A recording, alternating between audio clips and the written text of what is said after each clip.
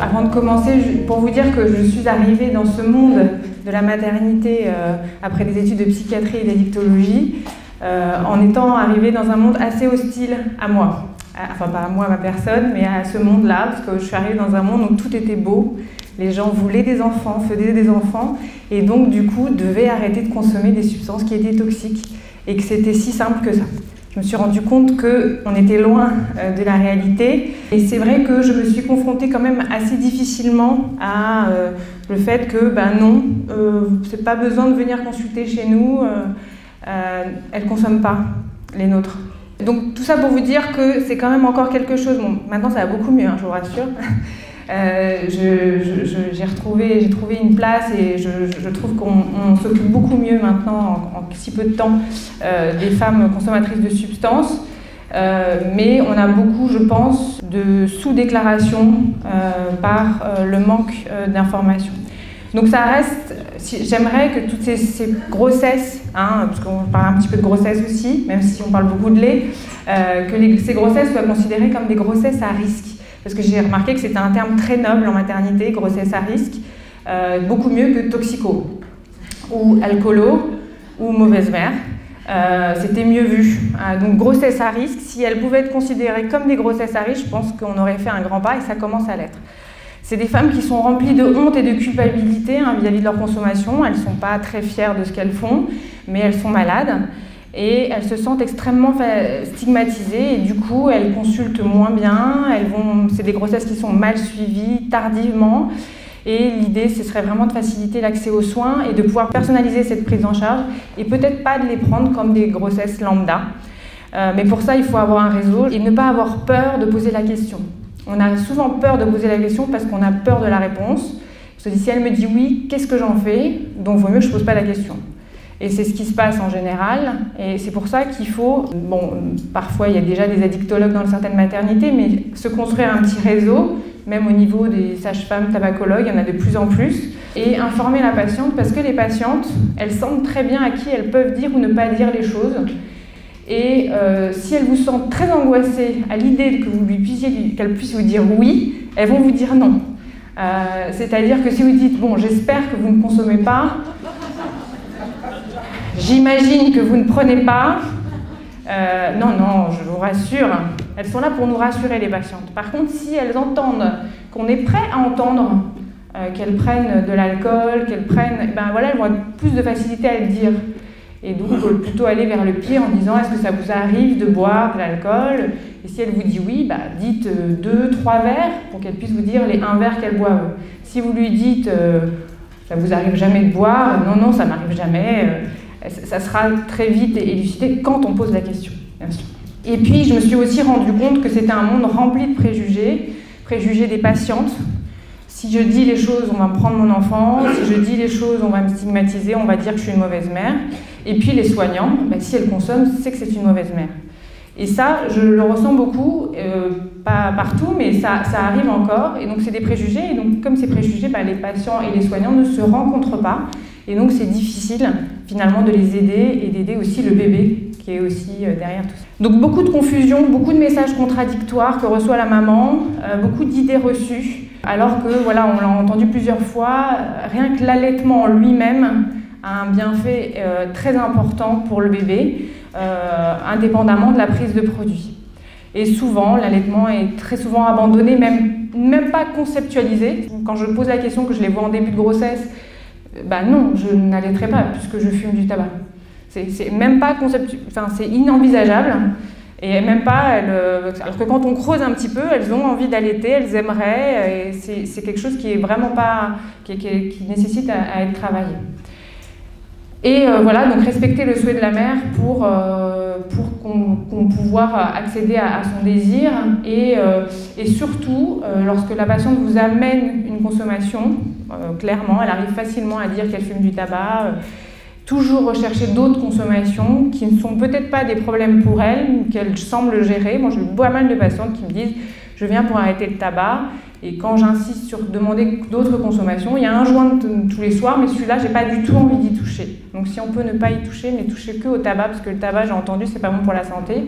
Par contre, le cannabis, c'est pas clair, donc je continue. c'est important de pouvoir poser la question. Dans l'enquête périnatale, pourquoi je vous dis ça? Parce qu'il y a quand même, je pense, une grosse sous-déclaration de la consommation de cannabis chez les femmes enceintes, parce que c'est quand même une population jeune qui consomme souvent. On a fait beaucoup d'efforts, vous disiez tout à l'heure, sur le tabac, qui est passé de 25 à 17% dans cette date de l'enquête périnatale 2010. Donc il y a une chute quand même des consommations de tabac, les messages passent, et il y a aussi beaucoup de formations au sein des équipes de maternité.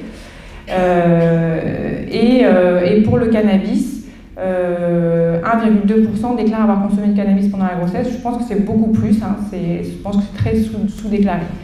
Et pour l'alcool, on a à 20%. Donc l'allaitement, on arrive un peu au sujet, tout le monde se dire bon, quand est-ce qu'elle va nous parler de lait? Mais je pense que voilà, ça fait partie aussi un peu du contexte un peu particulier des femmes addictes. Donc cette décision doit se faire au cas par cas et vous avez vu que ce n'est pas ma spécialité. Je ne vais pas vous convaincre sur l'avantage de l'allaitement pour la mère, de l'avantage de l'allaitement pour le bébé. Mais sachez que le projet d'allaitement en lui-même peut aussi parfois être un projet de l'abstinence vis-à-vis de la substance. C'est-à-dire je veux m'occuper du tabac parce que je veux allaiter. Et donc du coup ça peut être un élément motivationnel chez ces femmes qui continuent à fumer pendant la grossesse, surtout celles qui sont les plus dépendantes, parce que celles qui ne sont pas très dépendantes, elles n'ont pas besoin de nous et elles arrivent facilement juste à l'annonce de la grossesse. Donc bien sûr il est préférable d'arrêter de consommer avant la grossesse, avant l'allaitement bien sûr, mais on voit en pratique que souvent on arrive un peu tard. Sachez qu'en tout cas, la consommation de substances n'est pas une contre-indication d'emblée à l'allaitement et qu'il faut absolument s'occuper au cas par cas de ce cas-là. Et dans ces cas-là, il faut aussi être formé et pouvoir répondre aux questions de la patiente et accompagner ces patientes qui ont beaucoup de questions, beaucoup d'inquiétudes et beaucoup de culpabilité.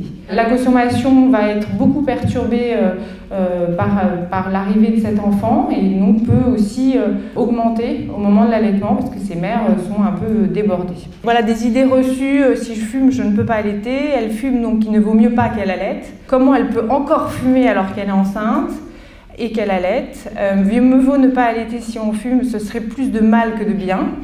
Ce qu'on entend beaucoup. On ne peut pas continuer à fumer et être une bonne mère, c'est pas possible, il suffit d'arrêter.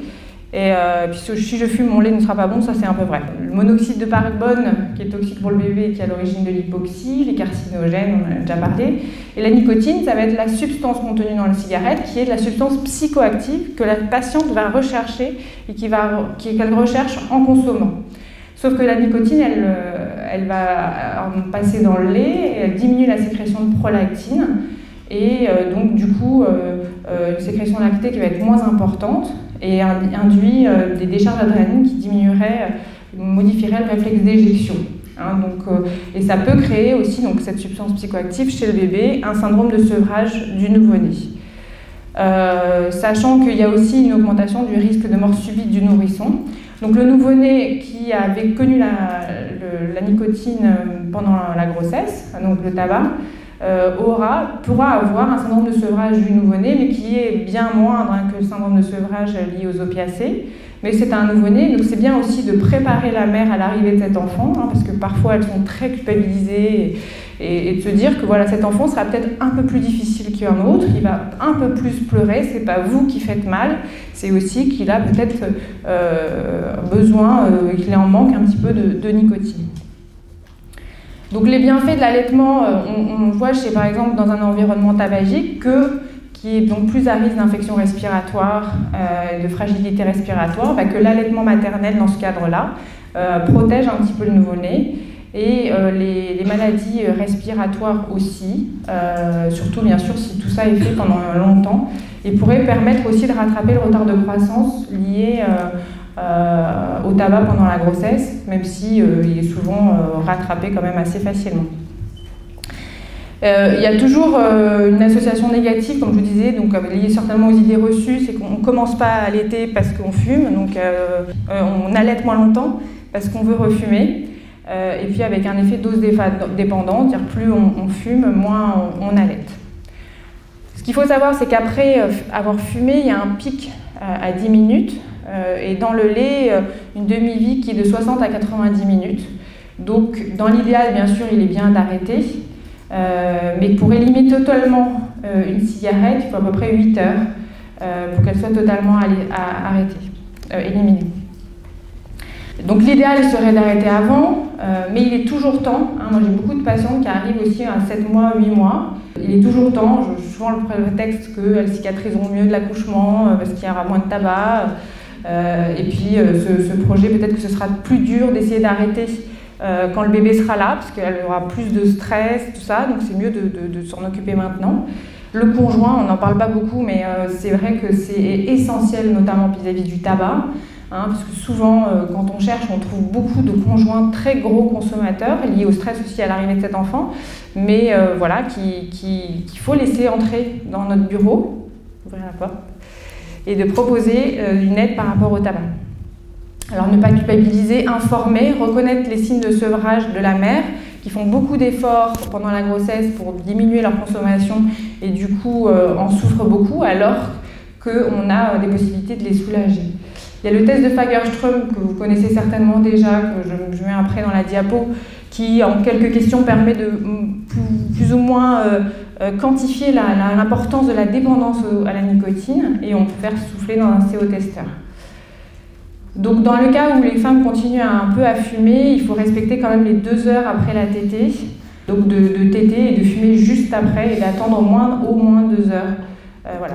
La prise en charge doit être d'emblée quand même une thérapie cognitivo-comportementale, donc une psychothérapie où on essaye d'analyser avec la mère ses envies et son comportement pour pouvoir diminuer ses consommations.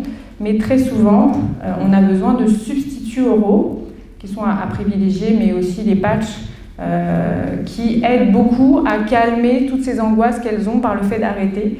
Vous posez la question à une mère ou une future mère, qu'est-ce que vous avez peur pour arrêter de fumer? Souvent, elle vous donne tous les signes de sevrage en nicotine. Et donc, du coup, vous savez que vous pouvez aussi beaucoup calmer ces signes-là. Donc voilà le test de Fagerström. Je ne reviens pas dessus parce que c'est archi connu. Mais ce qui permet très très vite, en répondant à ces quelques questions, de savoir l'importance de la dépendance à la nicotine et savoir si les substituts auront une utilité. Donc si on n'a pas réussi à arrêter la consommation, réduire, fumer juste après la tétée et attendre au moins 2 heures.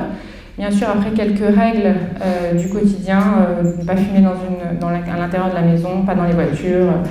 Voilà. Donc si le sevrage n'est pas envisageable, il vaut mieux vous allaiter que de ne pas allaiter. Et j'ai des collègues qui l'incitent, mais aujourd'hui, il n'y a pas d'études sur la cigarette électronique pendant la grossesse et l'allaitement. L'alcool. Alors l'alcool, c'est une drogue, c'est tabou, mais c'est une drogue très encouragée et banalisée, notamment chez les jeunes, et donc les jeunes femmes en âge de procréer. On a eu une représentation extrêmement positive de l'alcool, notamment chez les femmes. En 10-15 ans, il y a vraiment une nette évolution de l'abord du produit, avec des produits qui ont énormément changé, des boissons plus sucrées, plus aromatisées, destinées clairement aux femmes, qui étaient une cible sous-consommatrice d'alcool.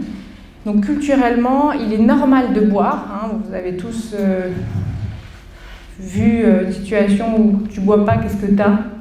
T'es enceinte, tu fais la gueule, t'es antipathique, quoi, tu ne sais pas faire la fête. Donc le normal, c'est boire. C'est pas normal de ne pas boire. Mais par contre, il faut boire comme tout le monde. C'est-à-dire qu'il ne faut pas monter sur la table et tout. Non, il faut boire et tenir l'alcool. Seulement, quand on a une addiction, boire modérément, c'est un peu compliqué. Juste pour vous dire que c'est très compliqué pour une femme addicte de pouvoir être dans une démarche de soins et de changer son comportement dans la culture, notamment française actuelle. Alors l'alcool passe dans le lait, le taux d'alcool dans le lait est égal à celui trouvé dans le sang de la mère, donc c'est équivalent. Donc il faut savoir qu'à peu près un verre d'alcool, qui correspond à 10 grammes, et un verre, il faut que ce soit vraiment le verre destiné à cet alcool, on ne met pas un pint de bière, on met du whisky, c'est un pint de bière, c'est de la bière dedans, donc ça correspond à peu près à 0,2 grammes dans le sang, et donc ça correspond à 0,2 grammes dans le lait. On va dire que c'est pas beaucoup, c'est vrai que c'est pas beaucoup, mais quand on voit les ravages de l'alcool pendant la grossesse avec des retards mentaux, des malformations, le bébé est sorti, pas tout d'un coup, tac, tout est mature. Il y a encore des choses immatures, notamment au niveau cérébral. Alors en plus, ça réduit la production de lait, ça diminue le réflexe d'éjection, et donc du coup, comme le bébé est un peu KO, il va moins téter. et donc il est fatigué, et donc voilà, il est moins bien nourri. Donc l'alcool a quand même un effet, même si c'est un peu ponctuel. L'alcool est connu comme étant neurotoxique, hein, il est neurotoxique à l'adulte, pourquoi il ne serait pas neurotoxique chez l'enfant?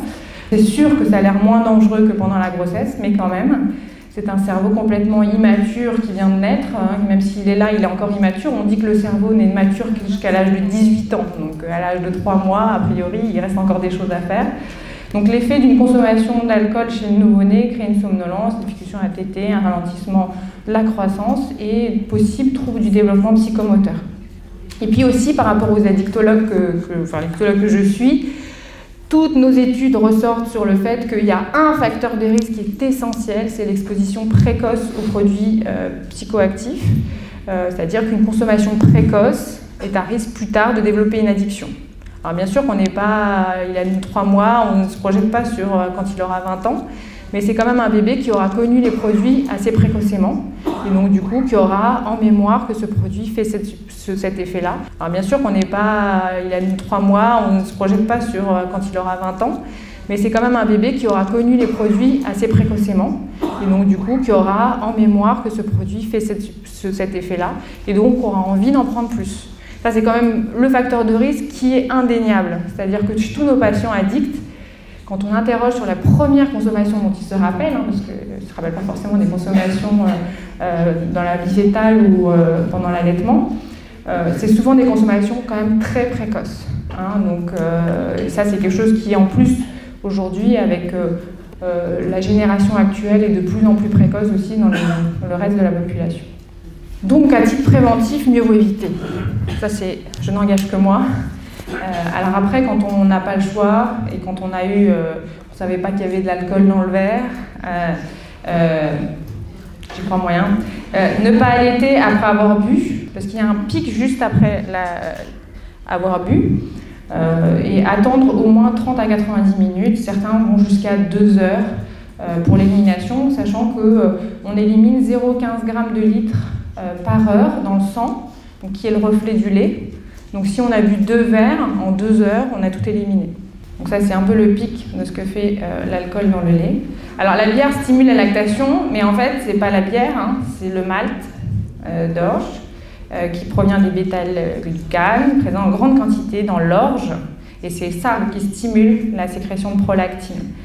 Donc il est plutôt conseillé de ne pas prendre la bière sans alcool, sachant qu'aujourd'hui vous savez que bière sans alcool ça signifie sans un certain pourcentage d'alcool. Donc ça veut dire que dans certaines bières sans alcool, il y a de l'alcool. Donc il vaut mieux éviter les bières sans alcool, surtout que ça reste pour le patient un peu au niveau cognitivo-comportemental, une attitude de prendre encore du produit.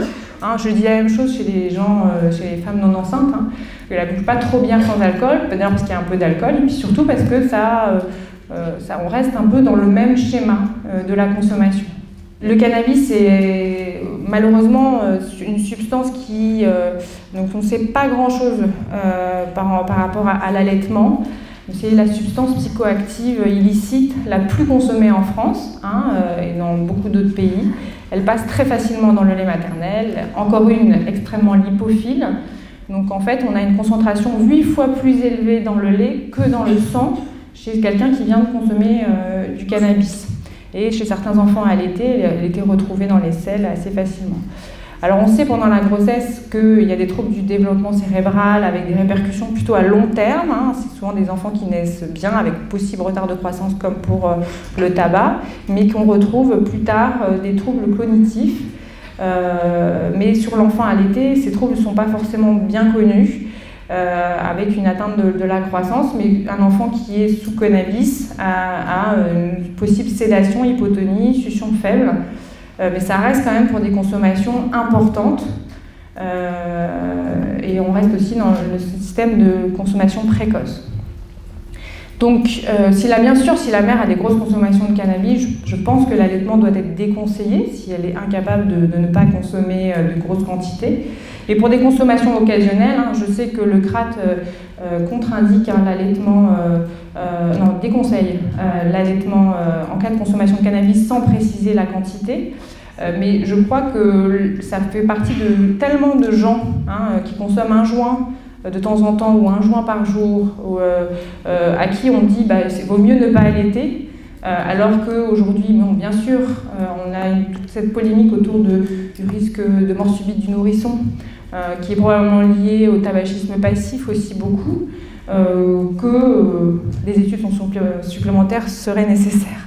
Donc voilà, je n'ai pas vraiment la réponse, mais je trouve qu'on est peut-être un peu trop strict vis-à-vis du cannabis, qui est en plus la substance illicite la plus consommée. Alors quelques mots quand même sur les opiacés, qui sont quand même des substances peut-être moins fréquentes aujourd'hui, mais qui arrivent souvent au moment de la grossesse à poser des problèmes. Donc on a affaire à des femmes héroïnomanes qui parfois ont été mises sous traitement de substitution, mais de plus en plus de consommatrices d'antalgiques, notamment de codéine, qui ont des maladies chroniques et qui sont enceintes. Et encore une fois, il faudrait que ce soit vraiment considéré comme des grossesses à risque avec une prise en charge pluridisciplinaire.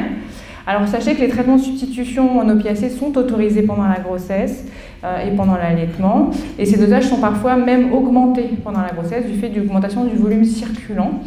Alors ce sera des enfants qui auront bien sûr connu les opiacés pendant la grossesse, pendant la vie fétale, et qui seront donc dépendants aux opiacés et qui vont naître avec un gros risque de syndrome de sevrage en opiacés. Mais la mère, du coup, n'aura pas pris d'héroïne, n'aura pas fait de shoot, aura peut-être pu améliorer sa vie psychique et sera moins dans des hauts et des bas et pouvoir peut-être reconstruire un peu sa vie autour d'elle, peut-être mieux manger, avoir une vie avec moins, bien sûr, de prise de risque, notamment d'infections sexuellement, transmissibles par les injections. Et bien sûr, dans ces cas-là, c'est extrêmement important de rechercher d'autres produits, parce qu'elles utilisent souvent d'autres produits pour supporter les effets des autres. Alors la méthadone est le produit, donc la substance, le traitement substitutif aux opiacés le plus connu, le plus ancien, et elle passe très peu dans le lait, enfin 1 à 3% dans le lait, et donc il est autorisé pendant l'allaitement, mais ne permet pas de combler le syndrome de sevrage que va faire le bébé. La prise en charge du syndrome de sevrage, c'est surtout le portage, le pot à pot, et pour certains cas, malheureusement, on doit être amené à donner un petit peu de morphine à ces enfants pendant quelques semaines pour pallier à ces signes de sevrage. Mais tout ceci améliore fortement le lien mère-enfant, et c'est peut-être ça qui, chez ces mères qui sont en grosse culpabilité et en grosse difficulté vis-à-vis de leur consommation, permet de créer un lien extrêmement important avec cet enfant qui, du coup, avec le syndrome de sevrage, sera difficile à mettre en place, déjà du fait de la consommation. La buprenorphine aussi peut être pris pendant la grossesse et l'allaitement et passe de manière faible dans le lait. Elle est possible. En général, le traitement de substitution qui est pris avant la grossesse est continué, on continue le même, on ne change pas de traitement de substitution. Donc les traitements de substitution ne contre-indiquent pas l'allaitement, ils passent très peu dans le lait, ne permettent pas d'éviter le syndrome de sevrage du nouveau-né. Mais donc cet allaitement doit être particulier, doit être encouragé, il doit être soutenu parce qu'il diminuerait, selon certaines études, l'abandon, le placement et la maltraitance dans ces situations-là. Mais tout ça doit être fait dans un étayage cohérent avec une équipe formée. Et pour la mère, réussir son allaitement, ça permet aussi d'augmenter son estime de soi chez des mères qui ont beaucoup de difficultés avec ça, avec leur bien-être psychique. Quelques mots juste sur la cocaïne, qui est soluble dans les graisses et donc passe dans le lait maternel. Chez ces mères consommatrices de cocaïne, qui est quand même la deuxième substance illicite la plus consommée en France. Depuis une dizaine d'années, nous on a une augmentation extrêmement forte des demandes d'aide pour la consommation de cocaïne qui n'est plus consommée par les milieux privilégiés, mais chez tous les milieux. Vous savez qu'il y a une baisse forte du prix et donc du coup beaucoup de consommateurs lambda qui ont consommé de la cocaïne. Donc l'arrêt de l'allaitement est fortement conseillé si la patiente consomme encore de la cocaïne. Avec le risque cardiaque, risque de mort subite, d'apnée. Mais ces décisions, encore une fois, doivent être au cas par cas. Ce n'est pas une consommation de cocaïne qui fait que cette femme, c'est une mauvaise mère, on arrête l'allaitement. Dans ces cas-là, on fait peut-être une pause sur l'allaitement pour 24-48 heures quand il y a eu consommation. et surtout pour ces femmes-là, rechercher des consommations associées. Parce que pour toutes ces, notamment pour la grossesse, pour la consommation de cocaïne et de crack, qui est de la cocaïne basée, c'est finalement plus pour la grossesse, je parle, plus le style de vie qui est toxique pour la grossesse que le produit en lui-même. Bien sûr que le produit est toxique et il y a tout ce risque cardiovasculaire, mais le style de vie qui accompagne ces femmes est beaucoup plus toxique. Mauvaise hygiène, prise de risque, ne pas dormir, voilà, mais va plus mettre en péril la grossesse que le produit en lui-même. Donc finalement, c'est peut-être cette prise en charge autour qui peut permettre aussi d'améliorer les choses. Donc j'espère que vous avez un peu plus envie de poser la question à ces femmes-là, y penser au moindre doute, beaucoup de sous-déclarations, notamment pour le cannabis, qui sont mal repérées. Informer la patiente sans forcément la culpabiliser en lui disant voilà, moi à l'état actuel des choses, je constate au niveau scientifique que les données sur le cannabis par exemple ne sont pas claires, mais que c'est plutôt déconseillé. Travailler surtout en réseau, ce qui est essentiel, et les considérer comme des grossesses à risque. Et donc en résumant, le tabac est déconseillé mais n'est pas une contre-indication, et il est recommandé d'éviter les boissons alcoolisées. Il est déconseillé de prendre du cannabis, les traitements de substitution ne sont pas contre-indiqués, la prise de cocaïne contre-indique l'allaitement, et quelques précautions sur les psychotropes. Voilà, je vous remercie.